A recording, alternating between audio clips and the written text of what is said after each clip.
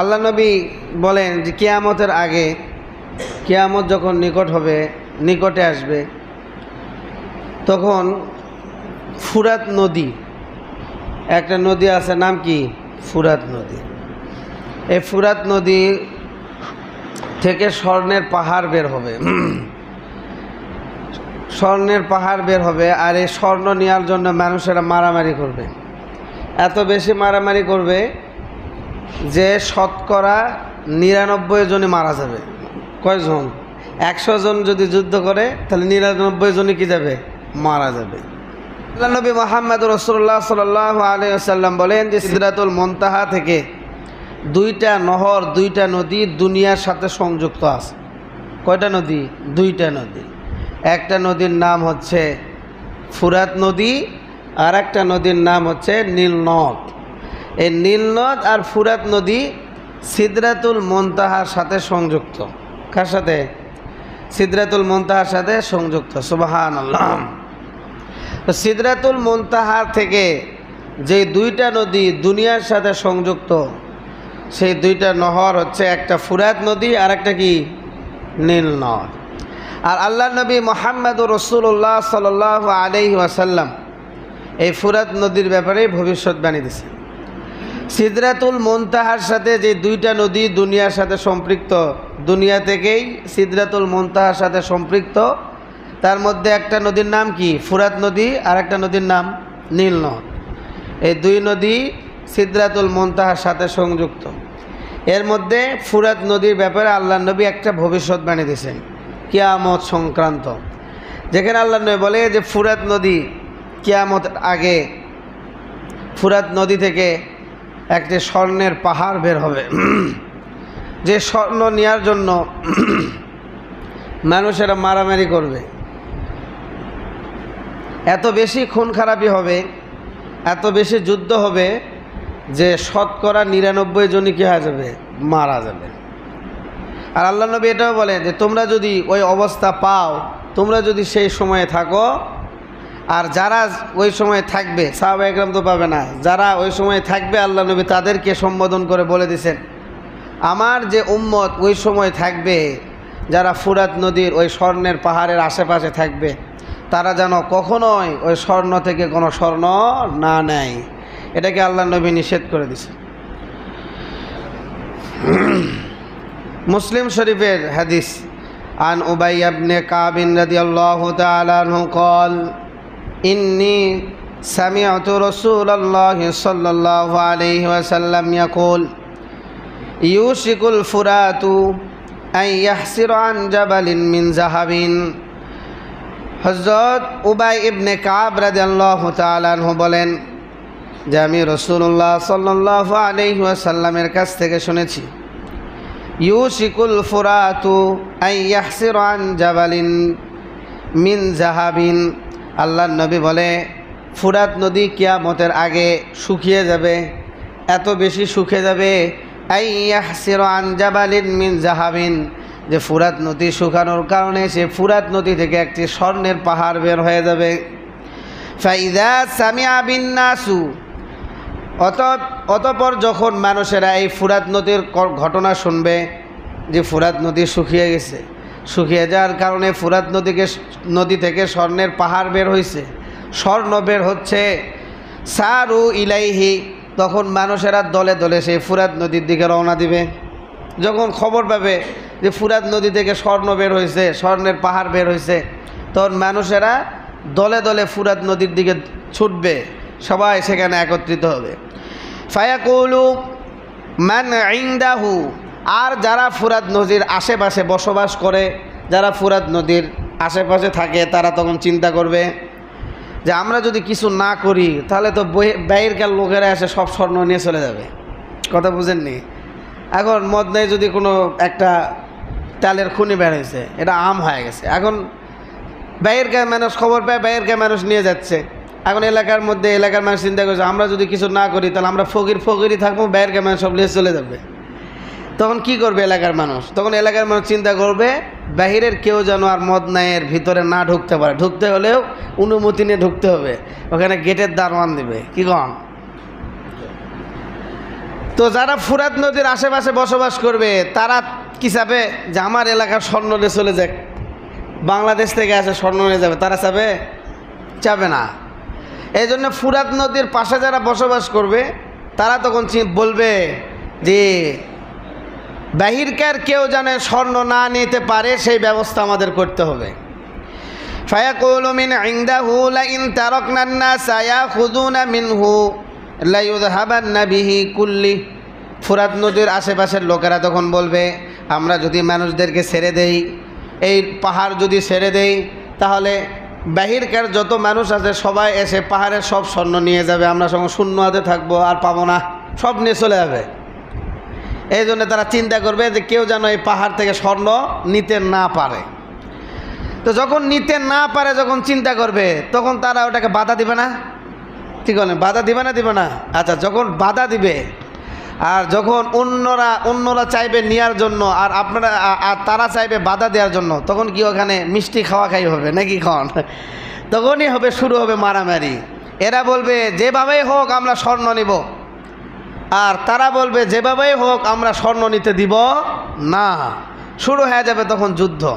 আর তখনকার যুদ্ধ কি এখন আগেকার মতো তরবারি দিয়ে না, তখন দেখতেছেন তো এখনকার যুদ্ধ কারোর সাথে কারো দেখাই নেই, আর্মিকে কেউ দেখতেইছে না, কে কোন জায়গা থেকে হামলা করতেছে কেউ দেখতেছে না, ঘরের ভিতর বসে থাকে কম্পিউটার টিপে হামলা করতেছে, কেউ বুঝতেছে না, ওইদিকে মানুষ মরে কি তুষ। সাক্ষাৎ ছাড়া এখন যুদ্ধ হচ্ছে। এখন যে আপডেট আসতেছে ভবিষ্যতে এমন হবে যে এসির রুমে বসে থেকে ওই একটা দেশকে দখল করবে, বসে থাকবে কোন জায়গায়? এসির রুমে, আর দখল করবে কি একটা দেশ। এইরকম একটা আপডেট দেশ, আপডেট বিজ্ঞান প্রযুক্তি নির্মাণ করতেছে, যেগুলোর মাধ্যমে আগামী ভবিষ্যতে মানুষ আর ঘর থেকে বেরিয়ে হতে হবে না, ঘরের ভিতর বসে থেকে কি করবে? যুদ্ধ করে বিশ্বের সাথে যুদ্ধ করবে, দেশ দখল করবে। কিন্তু এতে ফায়দা কার হবে? কারো ফায়দা হবে না, শুধু ক্ষতি আর কি হবে? ক্ষতি হবে, শুধু ধ্বংস আর ধ্বংস। মানুষ মারা যাবে, সম্পদ ধ্বংস হবে, সব কিছু নষ্ট হবে, কিন্তু লাভ কিছু হবে না। তো যাই হোক, এই জন্য আল্লাহ নবী বলতেছে তো তখন যুদ্ধ শুরু হবে। তো যুদ্ধ যখন শুরু হবে তখন তো তরবারিতে হবে না যে একজন বাঁচবে আর একজন মরবে। 200 জন যুদ্ধ করা শুরু করছে, হয় 100 জন মরবে, না হলে 100 জন বাঁচবে। কিন্তু তখন তো তা হবে না, তখন পারমাণবিক বোমা মারা শুরু করবে, যেখানে মারবে সেখানেই শেষ। এই জন্য আল্লাহ নবী আগেই 1400 বছর আগে ভবিষ্যৎবাণী দিয়ে দিলেন, ফায়াকাতাতিলুনা আলাইহি। তখন হত্যা শুরু হয়ে যাবে, যুদ্ধ শুরু হবে, একে অপরকে হত্যা করবে। ফায়ুকতালু মিন কুল্লি মিআতিন তিসআতু ওয়া তিসউন। এমন হত্যাকাণ্ড শুরু হবে যে শতকরা 99 জনই মারা যাবে। কতজন? শতকরা 99 জনই মারা যাবে। যুদ্ধ যদি 2 লক্ষ করে, যুদ্ধ যদি 2 লক্ষ হয়, তাহলে 1,99,000 কি আসবে? মারা যাবে। 98,000, 1%, 2% বাদ, 1,98,000ই মারা যাবে। মানে শতকরা একজন কি বেঁচে থাকবে। এত বেশি যুদ্ধ হবে। তাহলে এই যুদ্ধগুলি কিসের মাধ্যমে হবে? গোলাগুলি, বোমা, মানে বিভিন্ন নতুন প্রযুক্তির মাধ্যমে যুদ্ধ হবে, শুধু একটা জিনিস দখল করার জন্য, ফুরাত নদীর সেই স্বর্ণের পাহাড়। এই স্বর্ণের পাহাড়কে দখল করা কেন্দ্র করে শুরু হয়ে যাবে যুদ্ধ। তাহলে বোঝা যাচ্ছে শতকরা 99 জন যদি মারা যায়, তাহলে এটা কি ছোটোখাটো যুদ্ধ হবে না আরও বড় যুদ্ধ হবে? মনে হয় এটাই তৃতীয় বিশ্বের সূচনা শুরু হবে। তৃতীয় বিশ্বযুদ্ধের সূচনা এইভাবেই শুরু হবে, এবং আস্তে আস্তে বিশ্ববাসী থেকে অধিকাংশ মানুষ মারা যাবে। তারপর আসলে ইমাম মাহাদি বা কিয়ামতের নিকটবর্তী আমরা চলে যাব। আল্লাহ নবী সেই যুদ্ধের সূচনা কিভাবে হবে সেগুলি ভবিষ্যৎবাণী আমাদেরকে জানিয়ে দিচ্ছেন। কিয়ামতের আগে যে বিশাল একটা যুদ্ধ পৃথিবীতে হবে, যে 3 ভাগের মধ্যে 1 ভাগ মানুষ পুরা বিশ্বের, আল্লাহ নবী ভবিষ্যৎবাণীও দিয়ে দিয়েছেন এটাও, যে পুরা বিশ্বের 3 ভাগ মানুষের মধ্যে 1 ভাগ মানুষ মারা যাবে, আর 1 ভাগ মানুষ লুকিয়ে থাকবে, আর 1 ভাগ মানুষ বিজয় লাভ করবে। তাহলে 3 কোটি মানুষ যদি বিশ্বে হয়, ধারণা এমনি বলতেছি, তাহলে 1 কোটি মারা যাবে। তখন কি 3 কোটি মানুষ? শত শত কোটি মানুষের মধ্যে থেকে 3 ভাগ করলে এত কোটি কোটি মানুষ মারা যাবে, তাহলে কি যুদ্ধ ছোটোখাটো হবে না বড় যুদ্ধ হবে? গ্রামে গঞ্জে, পথে ঘাটে, বাড়িতে দোকানে, যেখানে সেখানে মারামারি হাঙ্গামার যুদ্ধ হবে। এই যুদ্ধ তরবারির হবে না। আমি তো বললাম এই যুদ্ধটা হবে বৈজ্ঞানিক যুদ্ধ। ঘরের ভিতর থেকে হামলা হবে। ঘরের ভিতরে এসির রুমে বসে থেকে আপনি ম্যাপ করবে, সেখান থেকে হামলা করবে, ধ্বংস হবে, যার কারণে কোটি কোটি মানুষ মারা যাবে। বিশ্বের 3 ভাগের 1 ভাগ মানুষই মারা যাবে, আর 1 ভাগ মানুষ লুকে থাকবে, আর 1 ভাগ মানুষ গাজী হবে, মানে তারা যুদ্ধ করে জয়লাভ করবে। আর আল্লাহ নবী বলছে ওই যুদ্ধের মধ্যে একজন মুসলমান সেনাপতি থাকবে, তিনি হচ্ছেন ইমাম মাহাদি আলাইহিস সালাম। তোমরা যদি তাকে পাও তাহলে তার দলের অন্তর্ভুক্ত হয়ে, যারা তার দলের অন্তর্ভুক্ত হয়ে গাজী হবে অথবা শহীদ হবে, আল্লাহ রব্বুল আলামিন তাদের জন্য জান্নাতুল ফেরদাউস রেখে দিয়েছেন, জান্নাতের উঁচু মাকাম। সুবহানাল্লাহ। আল্লাহ রব্বুল আলামিন আমাদের সবাইকে সেই দলে অন্তর্ভুক্ত হওয়ার তৌফিক দান, সবাই না আমিন। তাহলে এই ফুরাত নদী থেকে যুদ্ধের একটা সূচনার গন্ধ আমরা পাচ্ছি। এখন আসেন ফুরাত নদীটা কোথায় অবস্থিত? ফুরাত নদী এটা তুরস্কে উৎপত্তি, অর্থাৎ তুরস্ক যে একটা দেশ আছে, তায়েব এরদোগান যেটার প্রেসিডেন্ট, এই মুসলিম কান্ট্রি, এই তুরস্কের মধ্যে তুরাগ নদীর উৎপত্তি। তো তুরাগ নদীর উৎপত্তি তুরস্কের মধ্যে হলেও তুরাগ নদীটা সিরিয়া এবং ইরাকের ভিতর দিয়ে প্রবাহ হয়েছে। সিরিয়া এবং কি ইরাকের ভিতর দিয়ে সেই নদীটা চলছে। যে দাজলা নদী একটা আছে, দাজলা নদীর সাথে মিলিত হয়েছে। ফুরাত নদী তুরস্কের মধ্যে উৎপত্তি হলেও তুরস্কের মধ্যে নাই, তুরস্ক এবং ইরাকের সাথে সীমানার সাথে মিশা আছে, সিরিয়ার সাথেও মিশা আছে। তাহলে একটা নদী যদি 3টা দেশের সাথে মিলে থাকে, তাহলে চিন্তা করেন যুদ্ধটাই কেমন মানে হবে না কি জন্যে? বুঝলেন না কথা? আমাদের নাগর নদীর মতো হলে তো হলোই হয়নি, এর ভিতরে ঘুরে বেঁচে এটি এইদিকেও আছে, লাগে আছে, আবার এইদিকে তুরস্কের সাথেও মিশা আছে, ইরাকের সাথেও মিশা আছে, সিরিয়ার সাথেও মিশা আছে। এখন সিরিয়া চাইবে আমার দখলে আসুক, তুরস্ক চাইবে আমার দখলে আসুক, ইরাক চাইবে আমার দখলে আসুক, আর বহিরাগত তো আছেই। আমেরিকাও চাইবে তখন যে ওই পাহাড়টা কি আমি নেই, এশিয়া মহাদেশ এশিয়াও চাইবে পাহাড়টা আমি নেই, চীনও চাইবে, চীন বলবে পাহাড়টা আমি নেই, ইউরোপিয়ানরা বলবে, ইউরোপিয়ান ইউনিয়ন ওরাও বলবে যে এই পাহাড়টা কি আমি নেই। এক তো 3 দেশের দখলে আছেই, তারা তো নেওয়ার জন্য চেষ্টা করবেই। বহিরাগত যারা শক্তিশালী দেশ আছে তারাও তখন চিন্তা করবে যে না, আমরা কোনো একটা কূটনীতির মাধ্যমে হয় ইরাকের সাথে দেখবেন আমেরিকা মিলে যাবে, অথবা এশিয়া মিলে যাবে সিরিয়ার সাথে, তুরস্কের সাথে, অথবা দেখবেন যে ইউরোপিয়ানরা আরেক দেশের সাথে, 3 দেশের সাথে 3টা কূটনীতিক মিলে যুদ্ধ শুরু হয়ে যাবে। তো তখন যদি যুদ্ধ শুরু হয়, এশিয়া, ইউরোপ, আমেরিকা যে বড় বড় যারা, তারা যদি 3 দেশের সাথে 3টা কূটনীতিক নিয়ে যুদ্ধ শুরু হওয়ার কথা, বিশ্বযুদ্ধ এমনি শুরু হয়ে গেছে। তারপরে এই তুরাগ নদী দাজলা নদীর সাথে মিলিত হওয়ার পরে 7 আল আরব পারস্য উপসাগরে, পারস্য একটা উপসাগর আছে যার নাম হচ্ছে 7 আল আরব। এই সাগরে যা এই নদীতে যা একবারে মিলে গেছে, একত্রিত হয়েছে।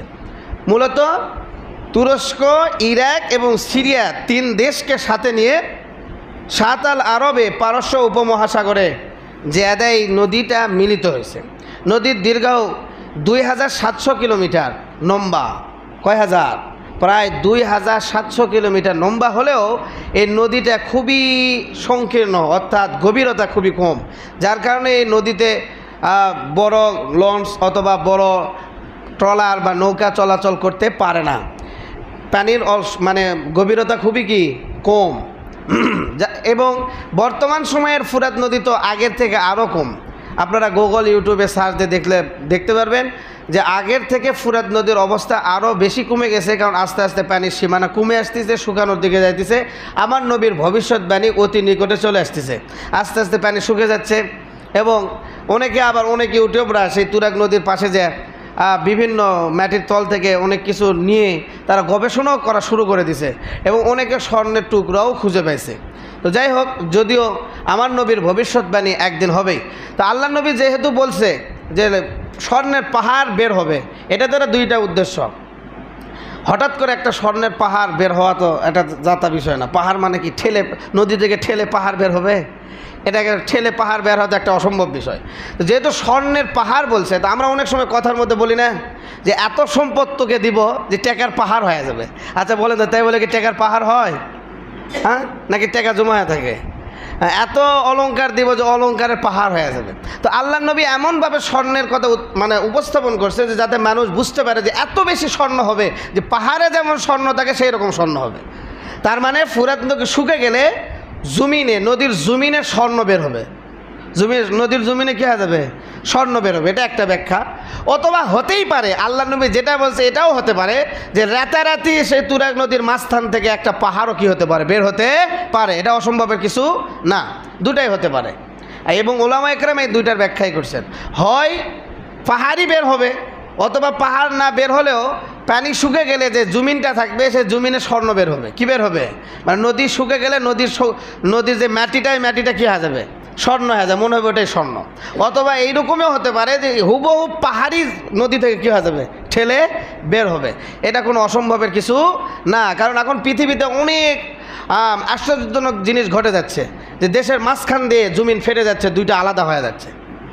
আবার হঠাৎ করে একটা পাহাড়ের মাঝখান থেকে ধসে অগ্নিশিখা বের হচ্ছে, অথবা কোথাও থেকে পানির ঝর্ণা বের হচ্ছে, অথবা কোথাও একবারে জমিন ধসে গর্ত হয়ে যাচ্ছে। এটা বর্তমান সময়ে এইরকম জিনিস বিভিন্ন জায়গায় ঘটতেছে। তো যদি জমিন ধসে গর্ত হতে পারে, জমিন ফেটে দুইটা দেশ আলাদা হতে পারে, আবার কোনো পাহাড় ধসে যদি অগ্নিশিখা বের হতে পারে, তাহলে আল্লাহ রব্বুল আলামিন সেই জমিন থেকে একটা পাহাড়ও অটোমেটিক কী করতে পারে? বের করতে পারে। তো এই অবস্থাটা হবে ফুরাত নদী শুকানোর পরে কিয়ামতের আগে। আল্লাহ নবী বলে যখন এই অবস্থাটা হবে তখন বুঝবা যে কিয়ামতের দিনের কথা, এবং ওখান থেকে যুদ্ধের সূচনা শুরু হবে। আর এই পাহাড় সম্পর্কে আল্লাহ নবী একবারে ভবিষ্যৎবাণী ঘোষণা আমাদেরকে দিয়ে দিয়েছেন যে আমার যারা উম্মত তারা যদি ওই পাহাড় ওই সময় পায় এবং দেখতে পায়, তারা যেন ইউশিকুল ফুরাতু আন ইয়াহসিরা আন কানজিন মিন যাহাবিন ফামান হাদারাহু ফালা ইয়াখুয মিনহু শাইআন। আল্লাহ নবী বলে ফুরাত নদী শুকিয়ে স্বর্ণ বের হবে, স্বর্ণের খনি বের হবে। ফামান হাদারাহু ফালা ইয়াখুয মিনহু শাইআন। আমার উম্মতের মধ্যে কেউ যখন যদি ওখানে উপস্থিত থাকে, ওই পাহাড়ের ওখানে বা নদীর ওখানে উপস্থিত থাকে, তারা যেন কেউ ওই স্বর্ণ থেকে কোনো স্বর্ণ না নেয়। কেউ যেন ওই স্বর্ণ থেকে কোনো স্বর্ণ না নেয়। আল্লাহ রব্বুল আলামিন আমাদের সবাইকে হেফাজত, সবাই বলেন আমিন। এবং আমাদের বংশে থেকে যদি কেউ আসে, আমাদের বংশ থেকে যারা জন্মগ্রহণ করবে, আল্লাহ রব্বুল আলামিন তাদেরকেও এই ফিতনা থেকে হেফাজত, সবাই বলেন আমিন। আমরা অগ্রিম আমাদের লাতিপুতদের জন্য দোয়া করে দিলাম, আল্লাহ রব্বুল আলামিন যেন তাদেরকেও এই ফুরাত নদীর এই স্বর্ণের ভয়াবহ ফিতনা থেকে হেফাজত করে। আল্লাহ রব্বুল আলামিন আমাদের সবাইকে হেফাজত করুন। এরপর আল্লাহ নবী বলেন যে কিয়ামত যখন নিকটে আসবে, তো এই ফুরাত নদী নিয়ে মারামারি করার অন্যতম একটা কারণই হচ্ছে মানুষ দুনিয়ামুখী বেশি হবে, আখিরাত ভুলে যাবে। তো কিয়ামত যখন নিকটে আসবে তখন আহলে ঈমান, যাদের ভিতরে ঈমান থাকবে, যারা দিনদার হবে, একটু হলেও নামাজি হবে, একটু হলেও দিনদার হবে, একটু হলেও আল্লাহকে ভয় করে, একটু হলেও আল্লাহ নবীকে ভয় করে, তারা আজনবী হয়ে যাবে। আজনবী হয়ে যাবে মানে অপরিচিত হয়ে যাবে। তারা মানুষের সাথে মিশবে কম, মানুষ তাদেরকে সম্মান করবে কম, চিনলেও চিনবে না, দেখলেও দেখবে না, তাদেরকে কোনো গুরুত্ব দিবে না। যেমন বেশি কোটিপতি বেশি ধনী গরিবকে যেমন চিনে না, ওই সময় কিয়ামতের আগে ইমানদাররা এমন অবস্থা হবে আজনবীর মতো হয়ে যাবে।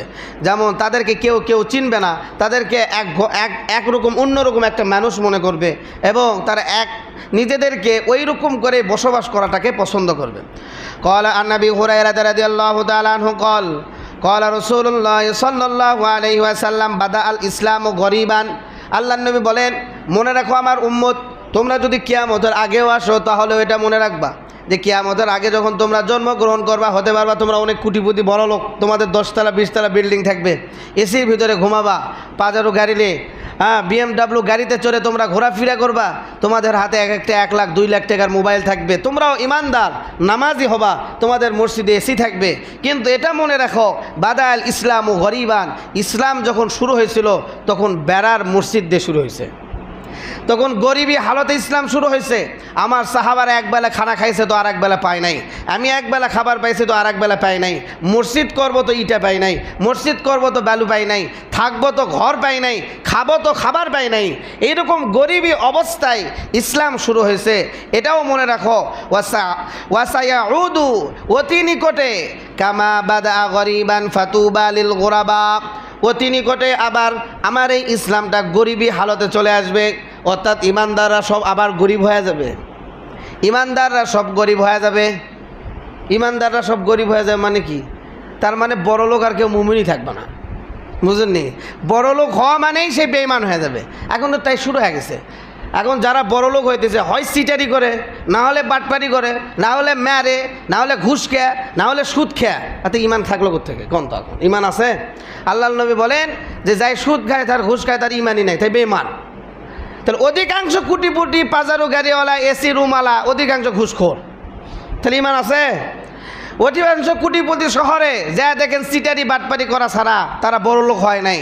একসময় ফকর ছিল, এখন সিটারি করে বড় হয়ে গেছে, তাহলে তোর সবাই বেঈমান।